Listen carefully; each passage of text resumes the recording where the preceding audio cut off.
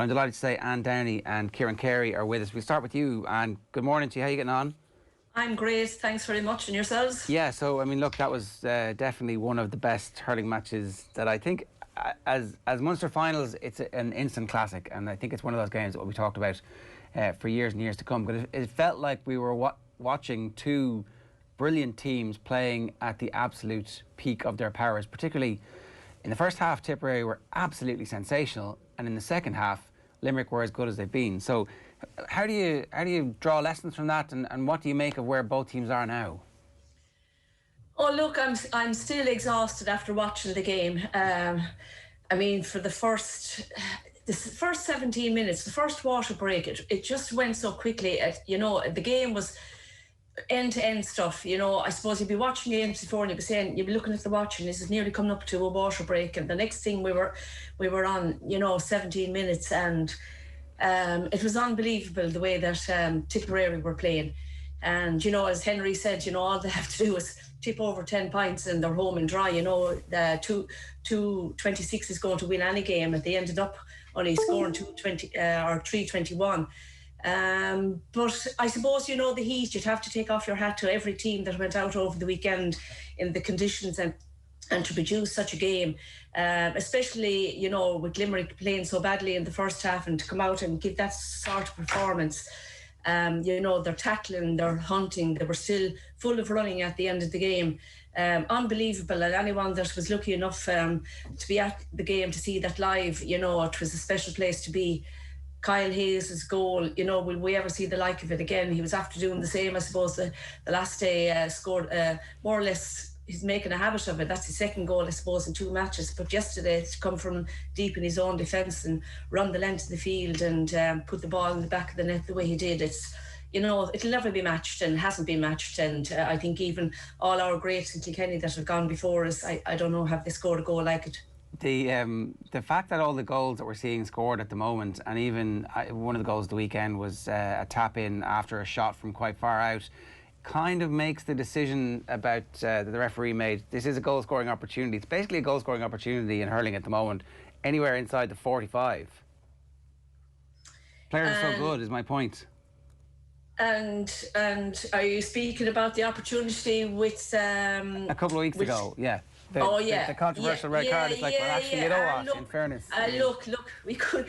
I don't think you can revisit that scenario. I think the whole country knows, you know, a yellow card. But I didn't really think it was a penalty, to be quite honest. You know, Aidan McCarthy, he's a brilliant player. I thought Clare were very hard done by on the day, to be honest.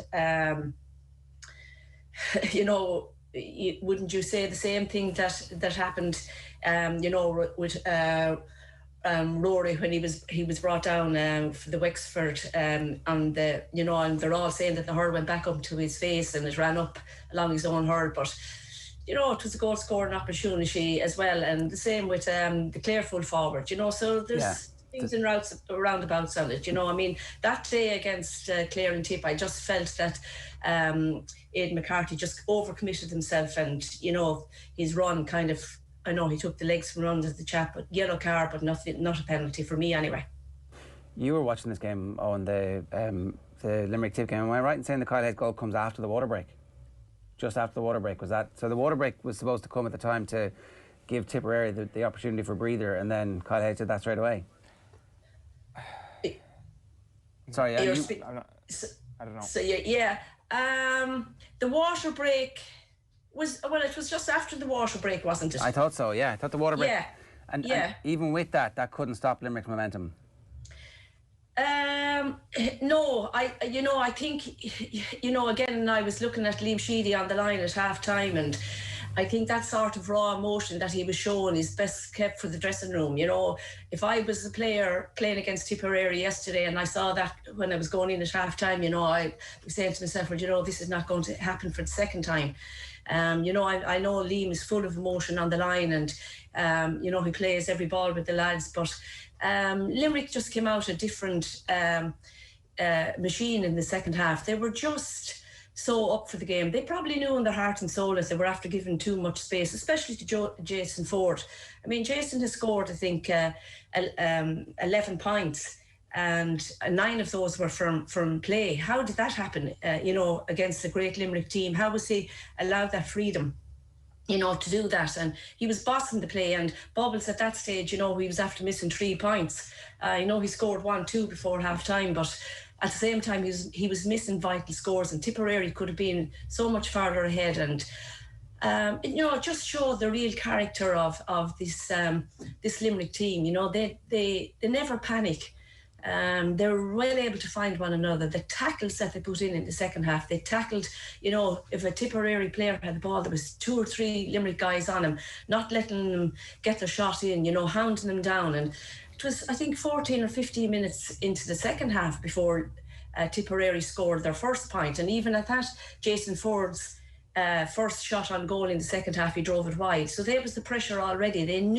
Tipperary knew that Limerick weren't going to die down, and it took them so long, to get their opening score in the second half. Just a measure of the work that Limerick, were going through. And of course, Keane Lynch in the centre of the field, he just throws caution to the wind. He looks for the ball, and he's not a bit selfish, throwing it off to the best lad in the position. And it's all about the team. And, I just love the energy that he brings to a team. And just unreal game in the second half, especially. Well, for Limerick's point of view, but I haven't said that, I enjoyed the way that Tipperary attacked as well. And they were all talk about maybe that some of the guys were a little bit over the hill. Certainly in the first half, it didn't show that. Having said that, I suppose Shamey Callanan did have one of his quieter days. Maybe didn't get an awful lot of ball into the full forward line, but there's definitely more in Shamey. Ciaran Carey's with us now. Good morning to you, Ciaran. Good morning, how are you? Good. You must be delighted with that. What a performance from Limerick. Yeah, without a doubt. I suppose it's one of those special Munster finals, really. And you could sense in the first quarter this was a proper provincial final, tit for tat, score for score. A few wides from both sides, and as the game manifests itself, then it was super to witness it. Number one, and number two, I suppose Limerick found themselves position yesterday that they never used themselves. So it's a huge act. And I just we were chatting and said, we're still a chance to put Tipperary in the back foot from the goal in the second half. Just having a few small issues with your line there, Ciaran. Will give you another buzz there. And I, like you mentioned there, that Limerick didn't really panic yesterday.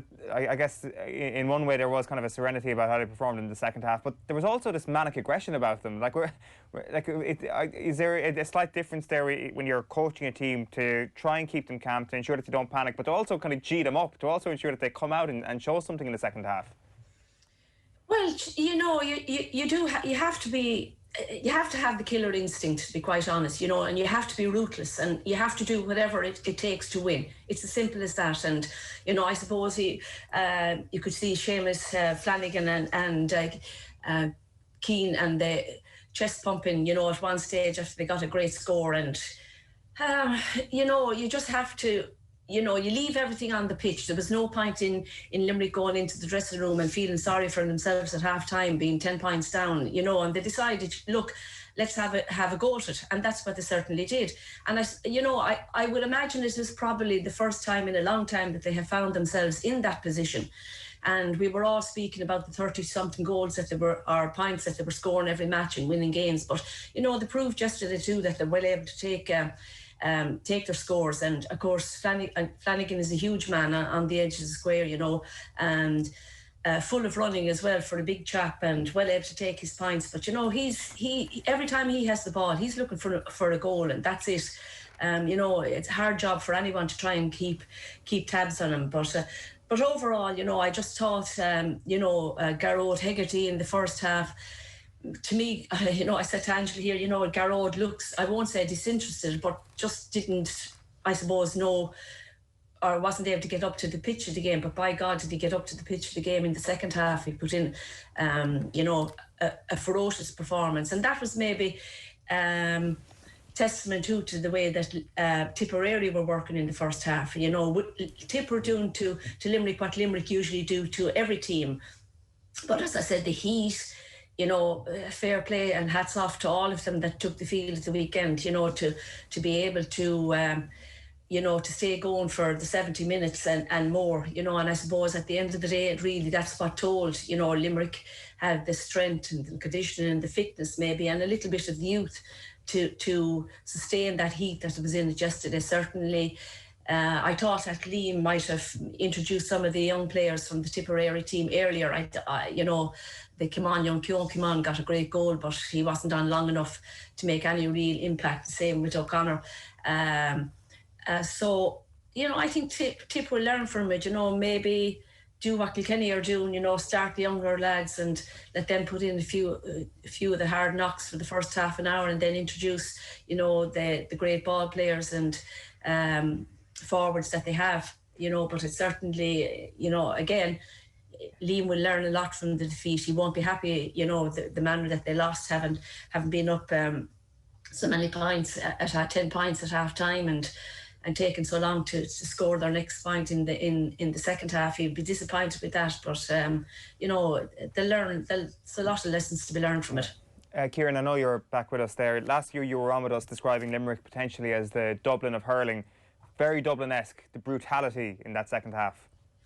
Yeah, without a doubt. And I suppose before there was any ball thrown in, I turned around and I said to my friend of mine, I said, Limerick are already up, or Tipper up 1-0 tactically, and he said to me, how do you mean by that?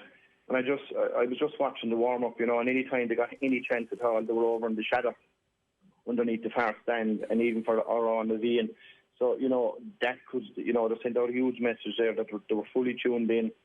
And I suppose, you know, the Munster final 2 years ago and last year, Limerick, I suppose, you know, gave Tipperary a bit of a hiding, and it was obvious. They were going to throw the kitchen sink at them yesterday, the first quarter, the second quarter. I just felt, you know, probably our defence didn't get the protection that they usually get in the half-forward line and midfield. And, you know, a lot of games are won and lost at half-time. And, you know, they obviously looked at that. And Limerick came out a totally different team altogether. Came out like a team possessed. And, you know, man for man, every one of them did their job in the second half. And I suppose, you know, Keane Lynch was the one player, I suppose, when they were under pressure, that he was kind of keeping them in the game anytime he was on the ball. There was a free, or else he was creating a score. And I suppose if you look at Kyle Hayes and Keane Lynch yesterday, you know, there's certain coaches that you can coach to certain players. But Kyle Hayes' goal yesterday was an actual instinct. And, you know, Keane Lynch, anytime he's on the ball, you know, if there's 3 or 4 around him, his vision gets better. So the more he's under pressure, the better he gets. But overall, yesterday, the second half performance was, you know, outstanding. And as I said earlier on, it's the first time, and, you know, the answer was hugely yesterday with the second half performance. Would you have any concerns about how slow they were at the start, Ciaran, or do you just put that down to the fact of the history of the occasion, the 3 in a row, better use of the shade? Like, you know, nothing. It was environmental and circumstantial yesterday. It's not something that you would be worried about going forward. I certainly wouldn't know, but yesterday, you know, when you take all the elements into consideration, you know, I had a good look at Park Peace yesterday. It was like an oversized tennis court. You know, it's nearly AstroTurf hurling down there, and you have the heat on top of that. And as I said, of all the teams in the last 3 or 4 years, the one team that were at the end of a few hidings is Tipperary, and obviously they were going to come at Limerick with everything yesterday. And, you know, especially their 6 forwards, they were running all over the place yesterday, and, you know, probably bamboozled their defence. And, you know, and I suppose that come in on the number of jersey that you're wearing, you know, that doesn't even come into the modern game. And I suppose, you know, half-time came at the grouped, and, you know, they just went back to the old style hurling the last 3 or 4 years. Small bit of composure, managed every ball, didn't fumble any ball. You know, Barry Nash was outstanding through the whole hour. And, you know, obviously Morrissey and Aaron Gillane, when they both come on, you know, they come on at the right time, just before half-time. They settled out ship, and they met us half-time, and, you know, they come out just a totally different team altogether. Well, the team of old that we know. And from the word go, they put him on the back foot, and even the subs that came on, the minute they got the ball, they took the game to Tipperary. Pat Ryan came on, left three of them behind him. Davy Reedy came on, did the same, got 2 goal scorers. So, they knew what they were doing. They knew there was a few fellas that in defence for Tipperary, if you run at them, you're going to cause them the hassle. And, tactically, they just nailed it in the second half. Are there any matchups that would be uncomfortable for this Limerick team of the teams who are left? I guess, who do you not want in an All-Ireland semi-final at this point, Ciaran? They're halfway too. There was a look a weeks ago. There's only 4 games to win, jump each fence as it presents itself, and if you do that, you're all-round champions. Outside of winning the Munster Challenge, just in 3 in a row, I suppose nearly every time they go out, they're making their own bit of history, whether it's matches or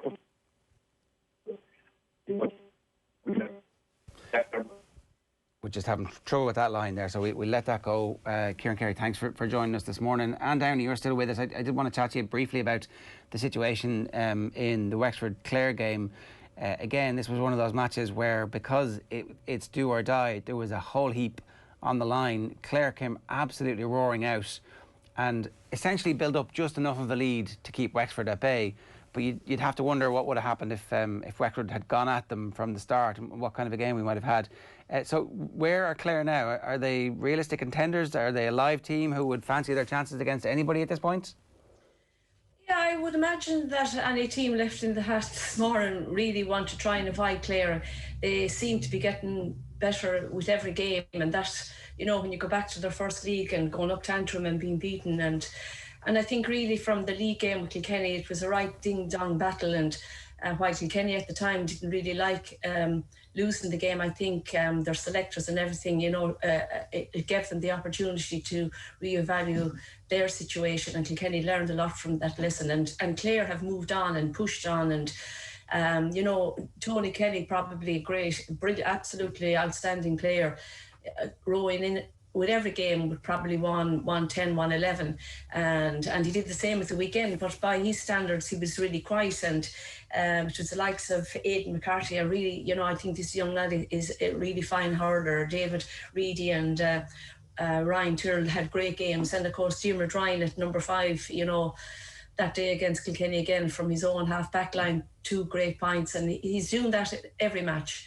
They have a brilliant goalkeeper, and you would say, they were Wexford were 9 points down, at the first water break, and maybe it was I won't say the whole occasion, but that day in Croke Park, having to go the extra time and trying to get the bodies right in 2 weeks, and just this whole fear maybe of going out of the championship. They really just didn't get motoring for a long time, and when they did, were probably unlucky that they didn't get a draw. And I suppose that's one thing that Brian Lohan would look at, how did we let it slip? Why didn't we just keep putting the ball over the bar? Did we not stay working as hard as we were working? I know Aaron Shanahan on the square was having a torrid time at full forward. He's a ball winner. Was unlucky probably that he didn't get his penalty, and maybe could have got 2 penalties. But I think they're a great side. Wexford will surely be disappointed after a great performance in Croke Park and gone out of the championship now. But certainly Clare, they'll get better, they'll take great confidence, they'll look forward to the next day, they'll recover maybe the turnaround in the heat again. They probably won't be doing an awful lot, I would imagine, this week, but they're looking forward to this draw this morning to see who they're going to pull out of the hat. Should Davy stay on?